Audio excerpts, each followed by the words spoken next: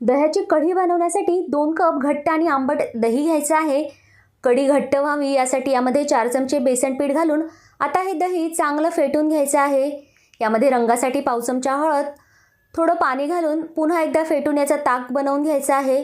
कढीला फोडणी देण्यासाठी 2 हिरव्या मिरच्या, 6 ते 7 लसणाच्या पाकळ्या, 1 चमचा अख्खे धणे पाणी न घालता जाडसर फिरवून घ्यायचं आहे। पातेल्यामध्ये 1 चमचा तेल, पाव चमचा मोहरी, अर्धा चमचा जिरे, पाव चमचा मेथीदाणे, 8 ते 10 कढीपत्त्याची पानं, 2 सुक्या लाल मिरच्या, थोडा हिंग, मिरचीचं वाटण चांगलं परतवून घ्यायचं आहे। यामध्ये तयार केलेलं ताक घालायचं आहे। गरजेनुसार पाणी घालून आता आपल्याला ही कढी उकळून घ्यायची आहे।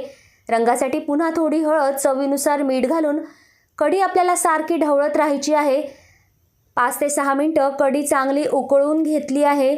भरपूर अशी कोथिंबीर घालून इथे आपली दह्याची कढी खाण्यासाठी किंवा पिण्यासाठी तयार झालेली आहे।